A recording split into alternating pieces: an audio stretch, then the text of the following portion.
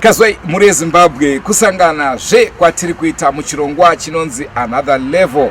Nasi sezva muri kuona ndina mukoma MaJuicy. Unombonzani zita rako? Zita rangu rikuberekwa ndinonzi Selemani Mpochi. And that Selemani unogona similar to Solomon or Solomon. Chino chimwe chete. Okay. Chirudzi. Suleiman is Arabic. So it was Suleimani house but it's Arabic. It's Suleiman. Tinoda kunzwa nhoroondo yako yekupinda music industry yakamira sei? Nhoroondo yangu yakati rebei. Magitari akamatanga kare. Ndichiri mudiki ndofunga ndichienda kuchikoro ndaitoita zvemagitari. Because ndakatanga kudhara, I still remember ndakangoona kuti talent rangu iriripo. Takatanga kuita nomwe afana mara ndakugadzira magaba zvoitairidzana chitamba murodhi. Dzamara hazvimusic zvai zvapinda chimena mapati. Dzamara takutojoina maband. Takambopinda imunonzi orchestra Romba kudhara. Orchestra Romba. Yainzi orchestra Romba kudhara. Dzamara yazoenda kuSouth Africa, maparents angu akanzikuenda nayo vakaramba. Tabva orchestra Romba vanenda inonzi Shumba Stars. Tikafamba nayo munguva iyoyo ndaida kujoinana naThomas Makiwa. Zvisinei mazuva aya ndopa vakazombonzi vasungwa dini. Saka mazuva aya tabva tasiya. Atitanga mboita futi chi? Iwo kura here zvokutoti wakambopefumana naMakiwa? Yes. Okay. Ndabva ipapo. Ini ndakashanda naMbuya Madhuwe. Before Mbuya Madhuwe ndakashanda naKatarine Ndikanjani. Okay. Yes, ndiri mufana ndakadai. Zvoti taitogara tirimo. Tichonza vana vangu wana mama Katarina ndakashanda navo. Ndabva vana Katarina Ndikanjani. Ndinoyo. Ndabva tenda kuFamous 7. Ya Mr. Job Tafirenyika. Nana Moses. So ndafamba nayo takazidzamara hauyo takusangana na Peter Tangweni. Takuita zverumba tamurumba atakurwa rumba. Wakamboona Peter Tangweni? Too much. Nditoripo pamavideo ya Peter Tangweni. Nandiri munhu rumba step much. Dzamara kwapita kutangwena kwekuye kwakata maproblems. Madrama achabatiki. Ndopa ndakatanga kuita zvedrum kuridza drum. Andika ndaridza drum. Norwa madrums. Yes, I play drums. So ndafamba pai. Ndarapita Tangweni anga kuneta. Ameno zvaitiko pa music. Vaenda kuMozambique anotanga kubatika. Isatombozi akaenda sei zvakafamba sei. Ndisiwe vatata asisi takuita style muzika band. Takatomboita macombined show nana Babale kuMachisa sanda kwashandira. Tiri band redu tega. Tichizita tega so wakomana angu asiwa nemburu. So after that ndakazomboita nguva yekuti takabva tasiya band redu takuita iri dance group. Ndinga ndakaita dance group kuti ndaizikanwa kwese neya dance group. Ndaenda hakuna kwanga singazikanwa group redu anga riri wakomana 4. Installa music yacha madance. Tafamba nangana kumbowandira unotoni. Ndakumbogara ndipa pakari pai baba Oliver Mtuku. The late dzamara ndakuita ana Semu Mtuku dzakuti mubatsirawo. Akataura madance atichene dai. Mumusi ndiri kunotoni kweko nchobva kune show. Ava noenda pakari pai. So ana Babale kuMachisa wangu akutondiziva kudhara. Through Peter Tangweni. So ndakamira pai ndakava nongonza chimbouya pa stage. So ndangopindowo ndagara ndakadziva kudhara vandasvika vandaita zvidhobidobi zvangu. Tumashuga twangu andika. Ndapedza ipapo zvikanzi mukomana ichi afana ngashopa. Mazuva acho bosi kubhendi kwanga kwana Frango na Peter. Ndifunga na Charles. Ndivana ngwanyo tambeko. So ini ndakabva ndangonza alright. Tozokona futi. Oza imwe show. Vanenda show yeku kwainze uri kuchidarika Heathcliff. Salim Gabe Eyes. Ndopandikana ndikano vaiti pamwe kunotona vanhu vakasumuka. So you have to prove kumuka usingazikana kuti vanonakira. Vanonakira. Ndikaenda ikoko vanaita futi zvidhobidobi zvangu vanhu vawanakira. Then papa ndakanzi ndakufa basa ndakutopinda. Mazuva akanorekodwa pakazotwa masong ana Madhuwe. Nandatokubasa but nasana yasopinda saka bozi nguva yacho wiki ndo rakabva waenda kuSouth. Otherwise pamwe ndaifanira kuti nditoripo pana mavideo ana Madhuwe ndopa ndakatanga it was 2000 end of 2009. Okay. So ipapo vachingodzoka ndakabva ndatongoti vachingodzoka chete wiki ranga rakutoera zvino ndatotanga basa. Ndo mapindiro jeni yangu yanoita magitari. Okay. Apo akakurekruta akakushedza neMacheso pachake? Yes. Okay. Ndafunidza kuti pamwe ane mumwe munhu anoita basa iroro rekuona like zvinoitika munoziva kuband kana tiri pamamusic shows. Ndogona kupimba kuti tiri pamashows kunogona mumwe artist tigona mboba flow kuti shasha dziri meri paipa munonza tichi shasha dzirimo pepe ndo pamwe pekuti munhu arangachona tabari potential anogona tokuona ipapo tokusiya ubva itange but akanga zvezvirungu. It's time gozoona ndozoona kuti apane buda apane ningi wewe anonokavha. So ini pandakapinda paipa ndagara ndaitongozikana. Ine ndingopinda paipa ndafara kuti watapinda watatamba titu vamva unoona high speed inoita gechigechiki. Ndizvo zvakaitika ipapo. Saka wati kwaMacheso wakapinda panguva yaMadhuwe. madhuwe mazuva akabuda madhuwe angu madhuwe ndiwo hangu. Okay, saka tingati rwendo rwawafamba iwewe na Alec Macheso uri kurwuona sei? So far so good. Une here zuva raunoti iri zuva iri handimbofe ndakakanganwa kubva zvandatanga kupinda mune zvekutamba? Ndinamati zuva randisingakangani izuva rekutanga randakanzi baba muri kufamba mashinda ende kubhendi aiwa tinozvikudza ndakutopuwo kana kunzi imimi ndima kufanira ndichienda muchikwira asi nyoro kana murungu akukusumudza kupinda mutegemende unomirira chikwata une mamirira chikwata vaenda nevasara saka ndo handiri kangani zuva munoza excitement kuti inini handisana mbokwira ndege otherwise vabereki vangu havana mvura kwira ndege. I was the first person and saka izuva randisingakangani saka ndokuvhurika kuita zvizhinji. So I really thank Alec Macheso because vakarecognizewo talent yangu ende rimwe zuva randisingakangani angangoita maviri izuva ramaimanje nama 19 since mama yatanga pakuita zvayaita hakuna mvura kuita zvimadhenza. Kwakatamba ndofunga kunoziva kuti kuna vanhu vanotamba zvakasiyana siyana but I was the first person to receive an award for the best male dancer outstanding. So handiri kangani zvero ndombokudzosa kumashure kumusha kwenyu ndekupi? Inini am from Malawi by origin but Zimbabwe by birth. Okay. Kuno muZimbabwe nekwaunoti kumusha here kana kuti wakangozvarwa muno muguta uyezve ndomawakurira? Kumusha kwazvarwa ndokumusha ndizvo inazvarwa kukambozuma sa ndokumusha. Saka uri muborn and born isusu disi tinoziva chete pane stand number yarara. I like that one. So mutupochi ndiri Milanzi Dziva. Dziva ndo savi? Ndisikuda kutaura zvakawanda.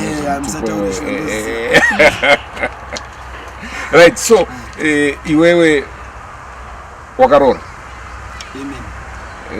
mudzimai nevana. How do you manage the situation yekuti pamunoenda kubhendi paya vanenge vachitamba vakadzi imimi muchitamba asi kumba uko kuna my boy? Aiwa izvo vazhinji vanoshambidzika nazvo kuti kana ndakataura mumwe vati ari kuti chiko but ndosaka maona kuti kune vazhinji havatodi zvekuvhunira palife kuti une mukadzi because vanenge vachizoitira pasera apo and but inini I've got a beautiful wife and beautiful kids. Ine mukadzi wangu ndoziva ndakampiwa naMwari because tazati vanangu havasi matwins but vese ingori two men saka connection yacho nekwainenge yakabva handi vari kumhepo nanyadenga vakatendera iri spiritual. So saka zvekubanza zvokunzi ndozvigona sei mudhara kana munhu chaufambira munhu unochiziva ndonoziva zvakaseta magozi ako because life inogona kunakidza apo neapo neapo but kana yakugurunuka manje unenge muto mashizha. Muri Zimbabwe tirimo muchirongwa another level. Nhasi tinaye MaJuicy. Vamwe vanokuti MaJuicy ipapa hapo maza inini ndakazitari ndakaripiwa nayenda Alec Macheso. Don't forget to subscribe to Drumas Media and remember Drumas Media taking you to another level. Regai timbo nwira mvura.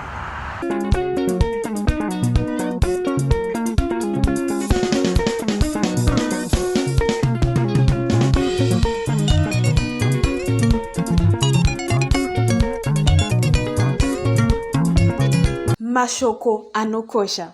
Manga muchiziva here kuti isu veDrumas Media takabatana nemi tinokwanisa kuchengetedza nhoroondo yedu kuti takabva kupi tiri kuenda kupi.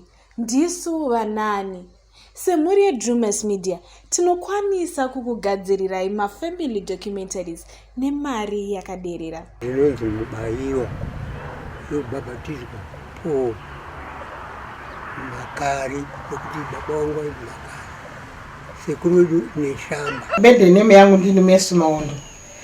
Ndakazvarwa musi wa 24 July 1940 kwaMundenda kuManyika Bridge. Fred Chota ndiye mkuru mufamily medu. Tanga tiri 6.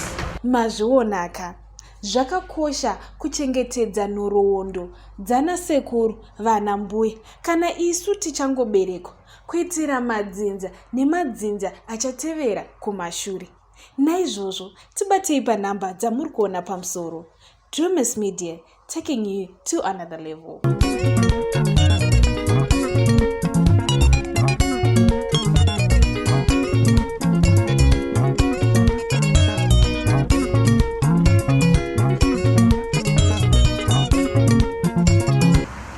Kuenderera mberi nechirongwa kwatiri kuita. Tingade kuziva panguva yawakajoina Alec Macheso. Darlington uyo anonzi vanomuti Michael Jackson anga achiriko here? Nguva yandakapinda ndofunga ndo mabhozi pamadhuani maona vanga changobva kuSouth. Ndonguva yandakasvika yainzi Stockbeds. Saka Stockbeds vanga usisina but kubendi pandakapinda I think kwanga kuna Frango. I'm talking about front Sandika, Franco, Peter Kagomera, Charles Chembe, and the first Sakala.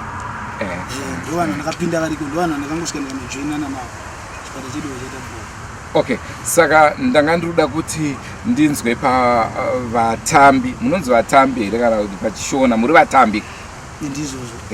Pa vatambi pawakasvika kwaMacheso ndinorangarira iye awangotaura Franco Slomo newe mumwe ndiani ainyanya kupisa futi pamberi? Paiti Franco inini iye na Peter wacho. Na Peter. Right. Iwo uchizvikompare ne vamwe ava vatamba ungazvisa papi chero? Handisi kumbira namwe 1 2 3 kusvika number 1 number 2 number 3 pane vawanga uinawo yawa. Like pandakapinda vanga variko munoziva munhu agara pabasa pake anenge achiziva munhu unogona kuenda nechikoro kudarika munhu ari pakambani but iwewe unombofamba uri kumashure koko uchitarisa zvikuitwa pakambani paboza ungasipo. So inini Franco ndo vanhu vakasvika vachiziva ende vanga vagara muindastry ende ndo vakatanga kupinda midzi vachitanda nawe. So ndaisoti tichiita tikufamba sei makuru vanenge vari madzikoma edu zvikafamba sei but pari kuti ndozvisa papi ini ndinenge ndichizi ndozvisa pamwe handizvise pemunhu ndozvisa pamwe because inini ndini saka munhu wese wabva ndiyeuchidza ndiri grade 1 takatanga kudzidza kuti a e i o u tikagodzidza zvakare kubatanidza mazita kuti ba bebi bobu ndobva tazoti ona amai ona baba ona huku ndobva ndazodzidza manje kuti ini ndini iwe ndiwe, ini ndini Farai iwe ndiwe Jonzo. Saka zvinoratidza kusiyana kwedu. Kutosiyana. Asi ndanoda kuziva kuti nyange zvazvo zvakasiyana kudaro kana muklasi vanhu vakasiyana but pana vanonzi ningi ndiye number 1, ningi ndiye number 2, ningi number 3. Self rating. Ya chero pandakapinda number 1 ndiye angatori from ndiye number 1. Papasina kana secret and there is no two ways about it. Kusvika tapinda muchinokoro. Tatazoona kuti osadza unokwatwa so. Unobikwa rakadai so. Unomona so. Okay, kana wapedza all right. Saka ndokupinda watakaita dzamara haiwa ndakutonzi kune munhu anonzi MaJuicy. Iye zvino izvi MaJuicy ndoda kuti uudze mhuri yeZimbabwe zvavasingazivi about iwe. What they don't know about me. Yeah. Okay. Mhuri yeZimbabwe ndikuudze zvamusingazivi about me. Now inini ndiri munhu akatombera chipirate kushanda pachivindi. Wakamboita uindi? Yes, too much. And I'm a fitness trainer. Tinotomboita personal training kuti manhu uya wanditraina daiso ndo tiripo ipapo futi. Ndosaka maona tazoronga chinhu. Kupanda peuwindi wairwera uri kupi? Ndairwa Kamuzuma. City Kamuzuma Fagosi. Dzamara takurwa Mbare town. Dzamara hawakungoti kune vanhu ndokaunoenda. But kazhinji vanoziva ndaiwanika paKamuzuma Fagosi. Saka ndo rimwe basa rawakamboita ndobva wazoita rechi zvakare. Now I'm into fitness plus I do Jema wedding steps. We decide my steps from chart.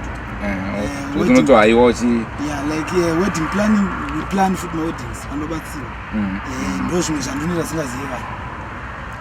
Uchida kucomment about the music industry in general muZimbabwe yakamira sei? Music industry in Zimbabwe so far I don't think it will recognize zvakudaro. Because Maratesa muno muZimbabwe tino vanhu vanogona zvekugona zvii. Ndichibata kubva kune vacho vedanso, ndichibata kubva kune sungura vembira. Inini handikunyebemu. Inini handina music yandoti uyu indoda music yese muno. So muno mundoona kunge music yacho haisi kunyanyisa kurecognizwa. You see kuti vanhu vakarekodha piracy yakawandisa, pari kushaya munhu anozonyatsa kusimbisa.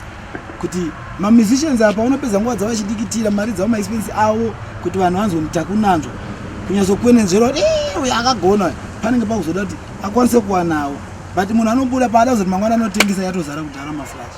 So ipapo ndo pandanga ndengo chingoti piracy ikagadziswa muZimbabwe munoona tarisai kuti muno muZimbabwe musician mamwe anozoita mbiri but ndofunga anenge ane album kana 16 but if you see mwana anozoita mbiri apo otsangwanza afa pai pamwana system azhinji vada kumutera pose afa hatifanenge tichidaro. South Africa munhu anogona kureketa one song but tarisa makampani anouya vamuti aiwewe so hey hatoda kuti anomuona handi artist one song unoronzwa kuti artist anemba anomuona so munomo hey you are so behind. Saka ndo pacha ibhora rembabwe.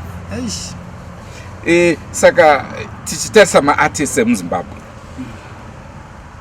sekuona kwako iyo wataura iwo kuti tarenda ririmo hobo asi uchida kureta wako maartist number 1 number 2 number 3 top 5 yako maartist emuZimbabwe ndoanani?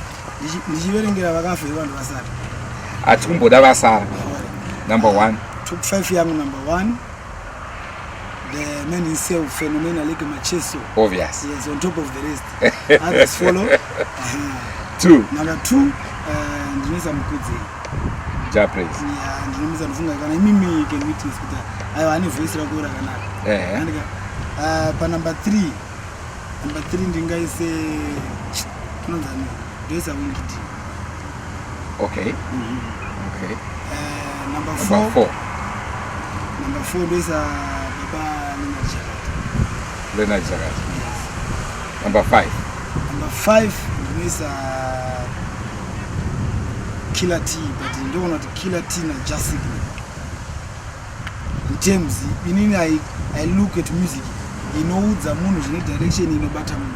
Killer T uruzvinzwa uri top 5 ya MaJuicy. Saka tiri kuunza futi pachirongwa tinyasonzwa kuti zvichange zvakamira sei newo zvakare. Tiri muchirongwa Another Level. Nhasi tina MaJuicy.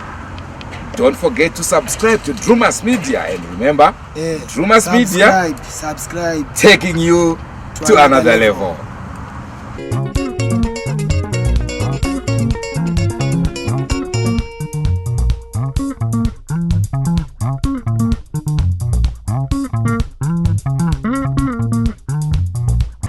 Mazvinzwa atipa top 5 yevarume chete madzimai yakamira sei? Madzimai ndinoti number 1 Maicharamba, 2 Shingisa Isoluma, 3 Amara, 4 number 4 apa ndinisa anozani komusana Bashira. Pane mumwe mukadzi zvakare anondorera music yandoda asi haasi very popular anonzi Maslin Janyure. Unomuziva? Yasitari ndakamunzwa bara sandanyanya kupinda music yako ndinzwa. Yeah, asati anyanya aiwa handizvozvo handikukura. Pane vamwe ngoma dhanzi ndasiwa but zvinoita zvekuti kujaira music yemunhu handifani kujaja munhu sanyanya kutira music yako. Because musambo inosiyana siyana but ava ndakaita nguva yekunyatsoteerera music yavo the way yavanoita rongesheni yavo so ndo matauro andaita. Aiwa zvinofadza zvikuru at least watipawo asi wataura iwewo uchiti pavapenyu tikuda top 5 wakasanganisa varume nevakadzi including vakafa. Obvious takunza vana Tuku, takunza vana Matavire, takunza vana Andy Brown, takunza vana James Chimombe. Tipo top 5 yako? Top 5 yevakashaika. Ndoisa baba Oliver Mtukudzi. Number 1. Number 2 ndoisa Dembo. Simon Chimbetu, Tomai Moigwe, and lastly ndoisa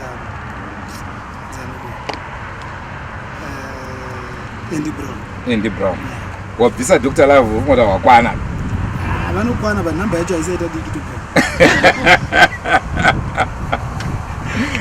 Okay, saka hapo pa top 5. Tinoona kuti 5 atesa kutosa mwe 55 vafambe vakanangana kuti ingoita top 5 but ine matutu.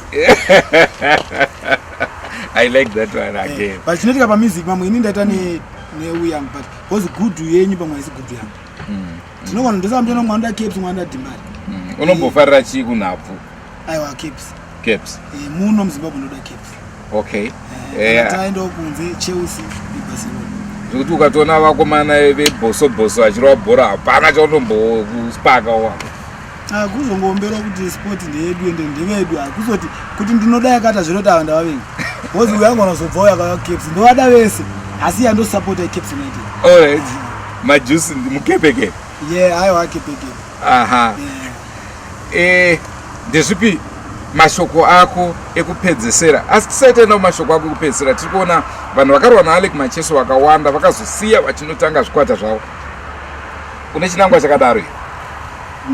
Dai chiripo dai ndakachita kare because matemptation anenge akamboita se akambinga atori kunofunga mana mazuva akazobva frangu achienda kwaSulu dai so inina like Sulu ndisazita wangene tinowirirana kuite mushando ndofunga baba kunhamuko akasheka kwamfana skara aishanda nawingidi tati tese ende tinowirirana saka kahwana hapana maproblems. So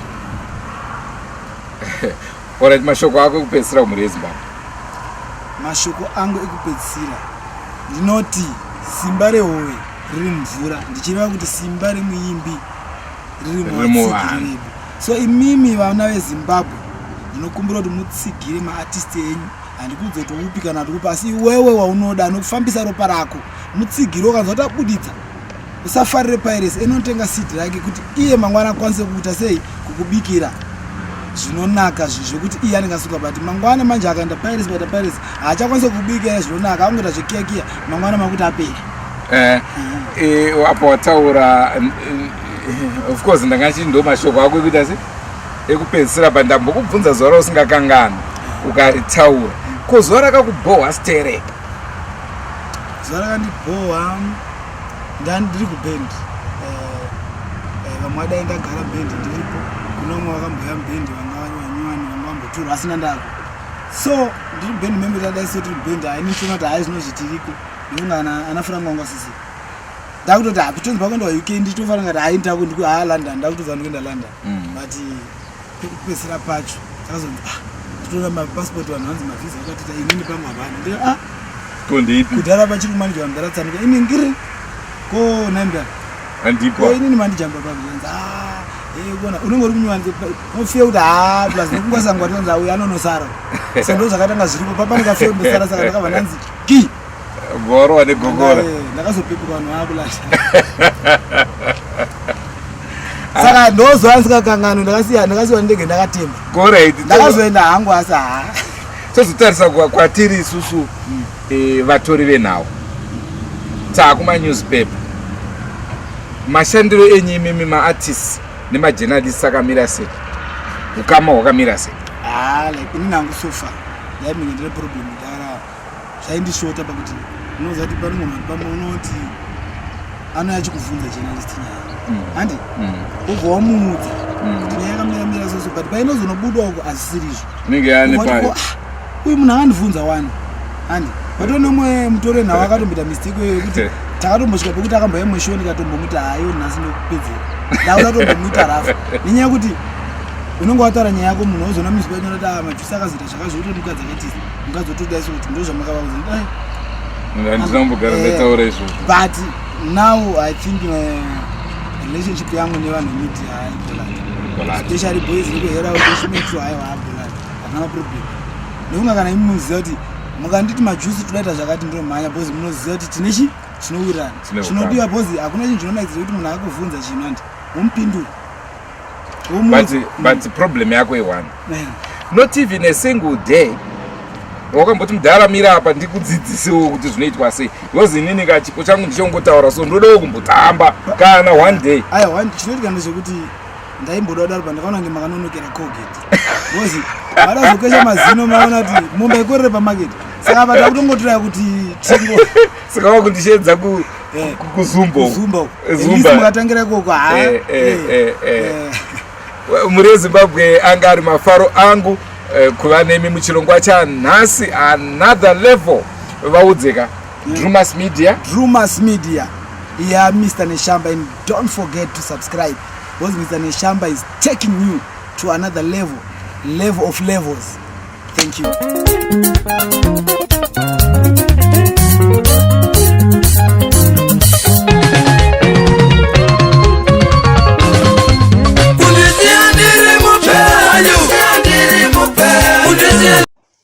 Manga muchizviziva here hama dzinodikanwa kuti isusu veDrumas Media tiri kuoffer consultants zvichienderana nematambudziko aunenge wasangana naye. Musakanganwe kuti paYouTube channel yedu yeDrumas Media tinoburitsa maprofita, tinoburitsa ng'anga, masvikiro, mhondoro, vese vanobatsira veruzhinji. Asika kuti tikupei nhamba idzodzo munofanira kunge maabhadhara kuitira kuti tinge tichikwanisa kuendererawo mberi nebasa iroro zvakare. Chimwezve chatiri kuita kumhuri yeZimbabwe, kunyanya imimi vekunze kwenyika, kana muchinge mauya makanangana nekunoona vanasekuru ava kana maprofita, tinokupai zvakare accommodation nemutengo wakaderera, kuitirazve kuti pamunofamba muite mufamba nyore, kwete kunetsekana kubva kwamunenge mafungidzira kunogara kure kure, uko kunozoita kuti tinetse kane kubatana nemi tifambe tiri pamwe chete. Drumas Media taking you to another level. Drumas Media taking you to another level. Drumas Media taking you to another level.